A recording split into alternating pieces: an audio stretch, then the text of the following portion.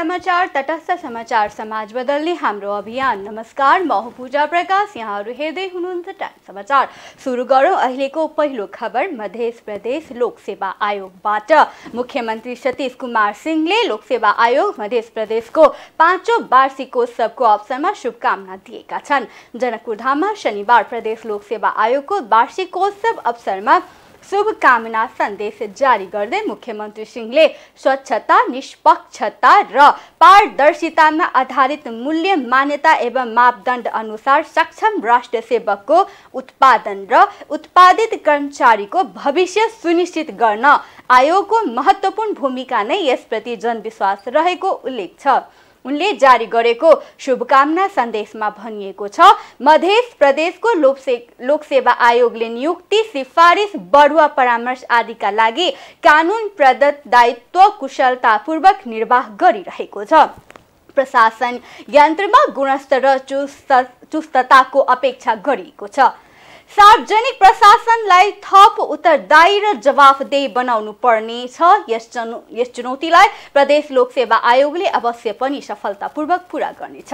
उनले सार्वजनिक प्रशासनमा योग्य, सक्षम र प्रतिभावान एवं सृजनात्मक क्षमता भएकाहरूलाई आकर्षित गर्न आयोगले विशेष ध्यान दिनेछ भन्ने विश्वास लिएको छु भनेका छन्। धनुषाको मिथिला नगरपालिका 2 बेलाचापी स्थित सतलोक आश्रममा 10 जोडीले सामूहिक विवाह गरेका छन्। सन्त रामपालको 74औं अवतरण दिवसका अवसरमा आयोजित समारोहमा दाइजो मुक्त अन्तर्जातीय विवाह गरिएको अनुयायी रोशन दासले जानकारी दिएका छन्। सन्त रामपालको सानिध्यमा सन्त गरीबदासद्वारा रचित अमर ग्रन्थ पाठ तथा गुरुवाणी सहित 17 मिनटमा 10 नव जोडीको सामूहिक विवाह गरिएको दासले बताएका छन्। यहाँ शुक्रबारदेखि 3 दिवसीय महायज्ञ, अखण्ड पाठ तथा भण्डारा कार्यक्रम भइरहेको छ। 3 दिवसीय कार्यक्रम अन्तर्गत दोस्रो दिन 10 जनाले विवाह र 117 जनाले रक्तदान गरेका र तेस्रो दिन आइतबार विभिन्न कार्यक्रम गरी कार्यक्रम सम्पन्न हुने जनाइएको छ। सप्तरीमा 1 जना चोरको आरोपमा पक्राउ परेका छन्। जिल्लाको अग्निसार कृष्णवरण गाउँपालिका 2 स्थित चान्दनी चौकबाट शनिबार चोरीको आरोपमा 1 जना युवक पक्राउ परेका छन्। पक्राउ पर्नेमा रूपनी गाउँपालिका 6 वीरेन्द्र बजारका अन्दाजी 18 वर्षीय प्रकाश दास रहेका छन्। चान्दनी चौकका ललित नारायण शाहको घरको तालचा फुटाउँदै गर्दा दासलाई बिहान पक्राउ गरेको स्थानीय खड्ग बहादुर तामाङले बताएका छन्। पक्राउ परेका दासलाई प्रहरी बोलाएर जिम्मा लगाएको तामाङको जानकारी दिएका छन्। दासको साथबाट गत मंगलबार चोरी भएको संगीता लिम्बुको मुक्तिनाथ बैंक र एभरेस्ट बैंकको एटीएम कार्ड समेत फेला परेको प्रहरीले जनाएका छन्। पक्राउ परेका दासलाई इलाका प्रहरी कार्यालय महुलीको नियन्त्रणमा राखेर आर्थिक अनुसन्धान अगाडि बढाइएको प्रहरीले जनाएको छ। आरोपित दासले घरमा कोही नभएको मौका पारेर ग्यास सिलिन्डर, गैती, हथौडा, बेलचा, सावेल, नगद, खाद्यान्न, भाडा, कुडा लगायतको सामान चोरी भएको प्रहरीले जनाएको छ। भाडावाला संगीता लिम्बुको कोठाबाट ताला फुटाएर पर्स सहित नगद, एटीएम, खाद्यान्न, सिलिन्डर सहितका सरसामान चोरी भएको थियो। सप्तरीमा केही दिन यता विद्यालय, मठ मन्दिर, गुम्बा लगायतका सार्वजनिक स्थल तथा गाउँ घरमा सवारी साधन, पशु चौपाया चोरीको घटना वृद्धि भएपछि स्थानीय त्रसित भएका छन्।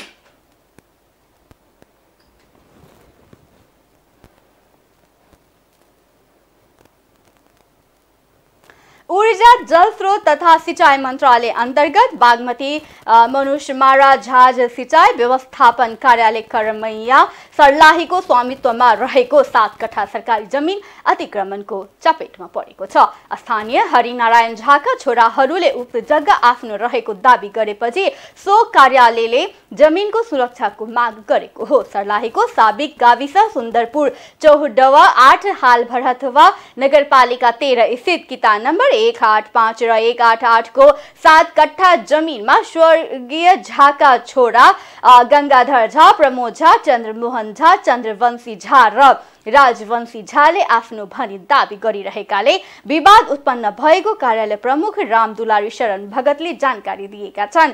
उनीहरूले उक्त जमिनमा दाबी गरेपछि अख्तियार दुरुपयोग आयोगको कार्यालय, बर्दीबास तथा जिल्ला प्रशासन कार्यालय, सर्लाही मलङबामा सिंचाई व्यवस्थापन कार्यालयले आफ्नो प्रमाण तथा दाबी सही सुरक्षाका लागि लिखित निवेदन पेश गरेको उनले उल्लेख गरेका छन्।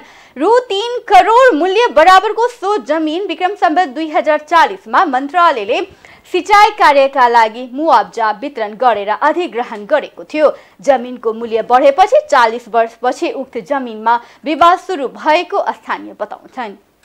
विक्रम सम्वत 2040 अगाडि स्थानीय जमिन धनीहरूलाई मुआब्जा दिएर जग्गा अधिग्रहण गरिएको थियो। त्यसमा स्थानीय धेरैले आफ्नो जमिन सिंचाई कार्यालयको पूर्वाधार निर्माणका लागि बिक्री गरेर मुआब्जा लिएका थिए।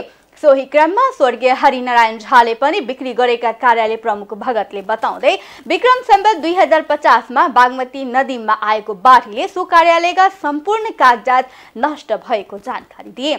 मालपोत कार्यालय भरहतवामा उक्त किता नम्बरको जमिनको श्रेष्ठता पान च्यातिएकाले स्वर्गीय झाका छोराहरूले सो जमिन आफ्नो भनी दाबी गरेका कार्यालयका कर्मचारीहरूले बताएका छन्।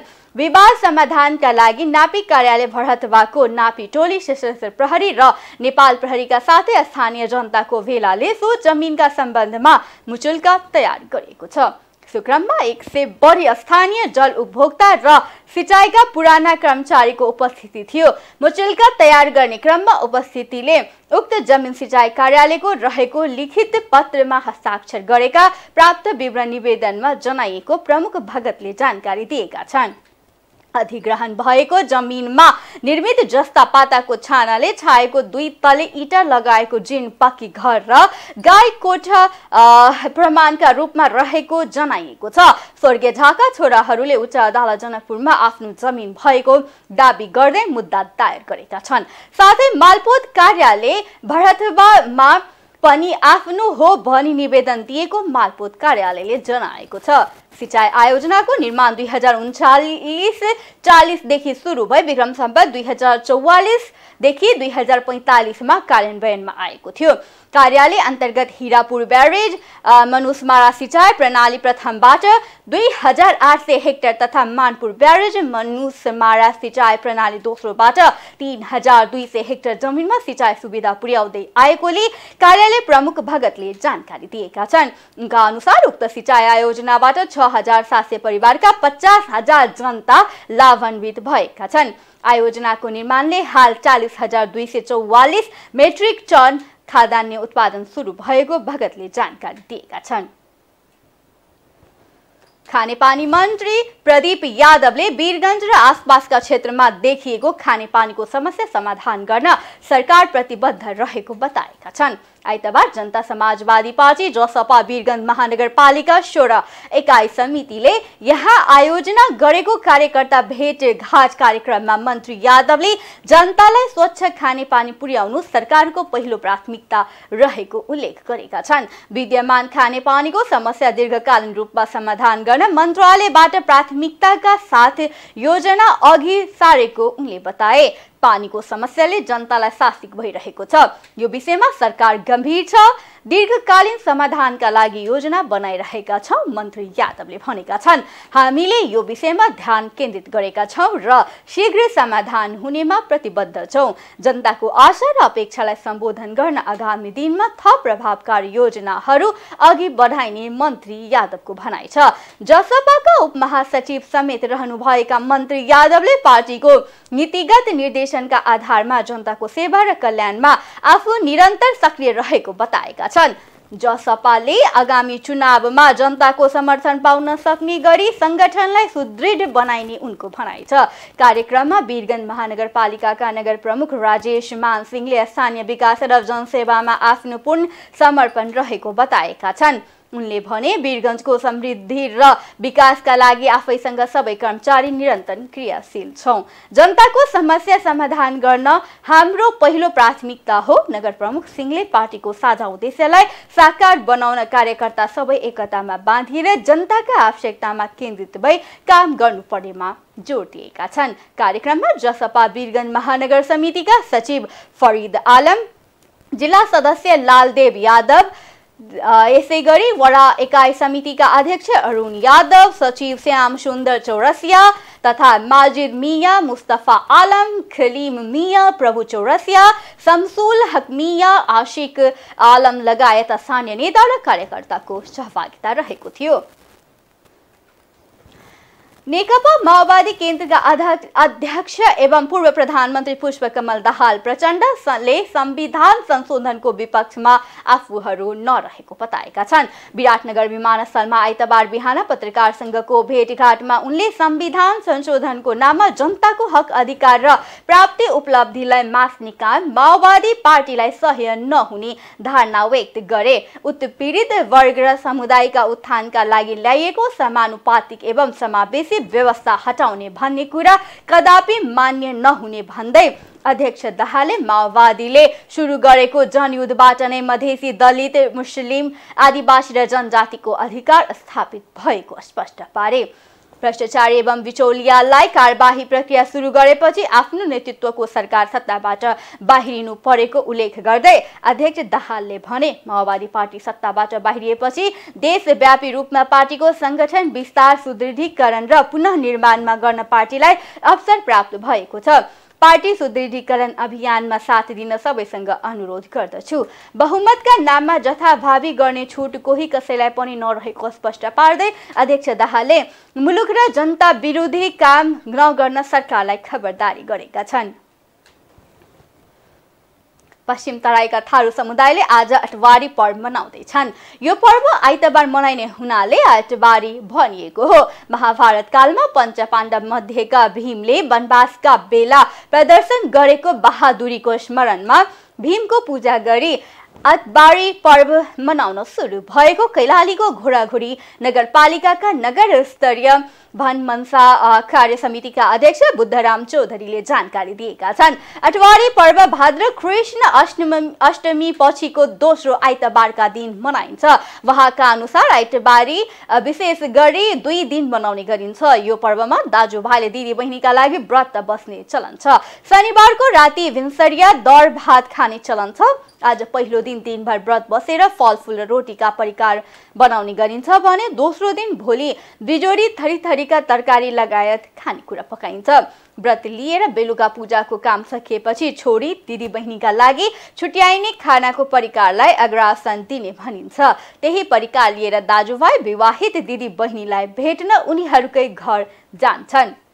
अग्रासनलाई दिदी बहिनीले अत्यन्त महत्वका साथ लिने गरेको थारू अगुवा चौधरीले बताएका छन्। अग्रासन दिइसकेपछि यो पर्व समापन भएको मानिन्छ। आपसी सद्भाव, एकता र सम्बन्ध सुदृढ पार्ने पर्वका रूपमा पनि अटवारीलाई लिने गरिएको छ। अब आर्थिक समाचार।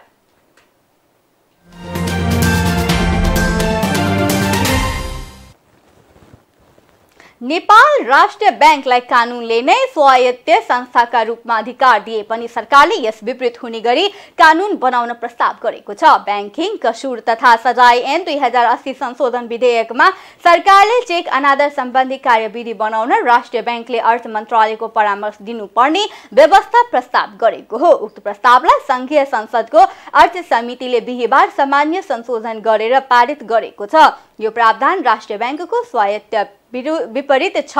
बैंकिङ कसुर तथा सजाय ऐन 2064 मा दफा 3 का साथ थप गर्दै सरकारले चेक अनादर गरेको बेहोरा प्रमाणित गर्ने कार्यविधि नेपाल सरकार अर्थ मन्त्रालयको परामर्शमा नेपाल राष्ट्रिय बैंकले निर्धारण गरे बमोजिम हुनेछ लेखिएको छ।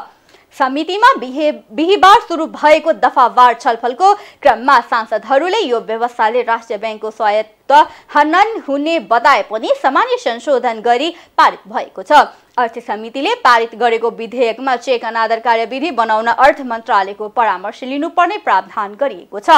समितिको बैठकमा सांसद तथा पूर्व अर्थमन्त्री वर्षमान पुनले राष्ट्रिय बैंक स्वायत्त र सरकारको सल्लाहकार भएकाले उसले अर्थ मन्त्रालयको परामर्श लिने व्यवस्था राख्न उचित नहुने बताएका थिए। सांसदहरू जुली कुमारी महतो र गंगा कार्कीले कार्यविधि बनाउँदा अर्थ मन्त्रालयको परामर्श लिने प्रावधान राष्ट्र बैंकको स्वायत्तता विपरीत हुने हो कि भन्ने प्रश्न उठाएका थिए। विधेयक संसद दर्ता गरेका तत्कालीन अर्थमन्त्री डाक्टर प्रकाश शरण महतले भने अर्थ मन्त्रालयको परामर्श लिँदैमा राष्ट्रिय बैंकको स्वायत्तता हनन नहुने तर्क गरे। त्यसपछि समिति सभापति सन्तोष चालिसेले कार्यविधि बनाउँदा अर्थ मन्त्रालयको परामर्श लिनुपर्ने व्यवस्था सहित विधेयकको दफा पारित भएको घोषणा गरेका हुन्। नेपाल राष्ट्रिय बैंक ऐन 2058ले राष्ट्रिय बैंकलाई अविच्छिन्न उत्तराधिकारीवाला एक स्वशासित र संगठित संस्थाका रूपमा व्याख्या गरेको छ। तर विक्रम सम्वत 2073 सालमा भएको संशोधनमा राष्ट्रिय बैंकलाई सरकारले निर्देशन दिन सक्ने र उक्त निर्देशन पालन गर्नु राष्ट्रिय बैंकको कर्तव्य हुने उल्लेख गरिएको छ। गत वर्ष असोजमा तत्कालीन अर्थमन्त्री जनार्दन शर्माले बैंक ब्याज दर बारे अध्ययन गर्न अर्थ मन्त्रालयमा समिति बनाएपछि राष्ट्रिय बैंकको कार्यक्षेत्रमाथि सरकारले हस्तक्षेप गरेको भन्दै आलोचना भएको थियो। पछि उनै शर्माको सिफारिसमा सरकारले गभर्नर महाप्रसाद अधिकारीलाई निलम्बन गर्दै छानबिन अघि बढायो। पछि अदालतको आदेशमा गभर्नर अधिकारी पुनर्बहाली भएका थिए। मौद्रिक नीतिको तर्जुमा तथा कार्यान्वयनमा राष्ट्रिय बैंकलाई ऐनले नै स्वायत्तता दिए पनि सरकारको हस्तक्षेपका कारण चालु आर्थिक वर्षमा मौद्रिक नीतिको घोषणा समेत एक सातापछि सरेको थियो। सरकारले अन्तर्राष्ट्रिय मुद्रा कोषबाट विस्तारित कर्जा सुविधा ECF लिन नेपाल राष्ट्रिय बैंकको स्वायत्तता थप बढाउने वाचा गरे पनि व्यवहारमा भने भएको स्वायत्तता पनि कुण्ठित हुने गरी बैंकिङ कसुर विधेयकमा संशोधन प्रस्ताव गरिएको हो। सरकारले लेखेको चिठीमा राष्ट्रिय बैंक ऐन संशोधन मार्फत केन्द्रीय बैंकको स्वायत्तता थप बलियो बनाउने उल्लेख छ। राष्ट्रिय बैंकलाई संस्थागत कार्यगत कर्मचारी तथा वित्तीय रूपले स्वायत्तता बनाइने बाचा सरकारले गरेको छ। यसका लागि असोज मध्यमसम्ममा संशोधन विधेयक सांसद दर्ता गर्ने कार्यतालिका पनि सरकारले उल्लेख गरेको छ। अब अन्तर्राष्ट्रिय समाचार।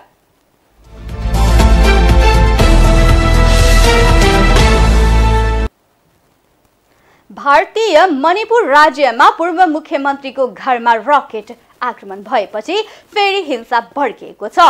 मणिपुरका पूर्व मुख्यमन्त्री स्वर्गीय मेरेनबाम कोइरेङ सिंहको निवासमा हिजो भएको रकेट आक्रमणमा एकजनाको ज्यान जानुको साथै 6 जना घाइते भएका छन्।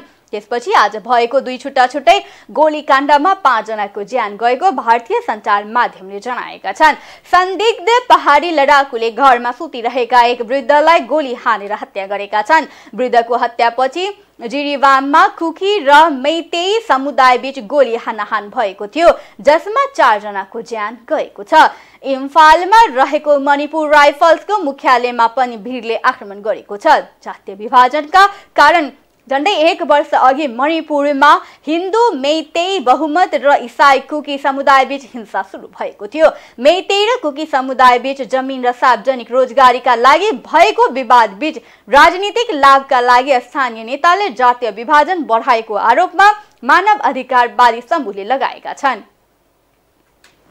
जलवायु परिवर्तनको असर कम गर्न सरकारले पर्याप्त कदम नचालेको भन्दै दक्षिण कोरियामा सडक प्रदर्शन भएको छ। हिजो 30,000 जना भन्दा धेरै नागरिकले राजधानी सियोलमा प्रदर्शन गरेका समाचार संस्था रोयटर्सले जनाएको छ। प्रदर्शनका कारण हिजो सोलको ट्राफिक अस्तव्यस्त भएको थियो। यो वर्षकै ठूलो प्रदर्शनमा बालबालिकादेखि वृद्ध-वृद्धासम्म उपस्थित थिए। केही वर्ष पहिले दक्षिण कोरियाको जलवायु ठिकै रहेकोमा सरकारले बेलैमा उपयुक्त नीति नल्याउँदा अहिले अवस्था बिग्रिसकेको प्रदर्शनकारीको आरोप छ। जलवायु परिवर्तनबाट नागरिकको जीवन रक्षा र मानवाधिकारको सम्मानका लागि सरकारले पहल नगरेको पनि उनीहरूको भनाइ छ। दक्षिण कोरियाको सर्वोच्च अदालतले गएको महिना देशको जलवायु परिवर्तन कानून आधारभूत मानवाधिकारको रक्षा गर्न र भावी पुस्तालाई रक्षा गर्न असफल भइरहेको बताएको थियो।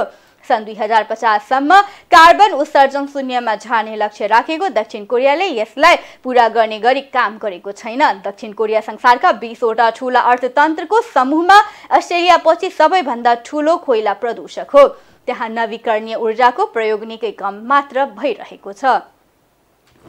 हस्त अहिलेलाई टाइम समाचार यति नै। हेर्दै रहनुहोला टाइम्स टेलिभिजन। आज्ञा दिनुहोस्। नमस्कार।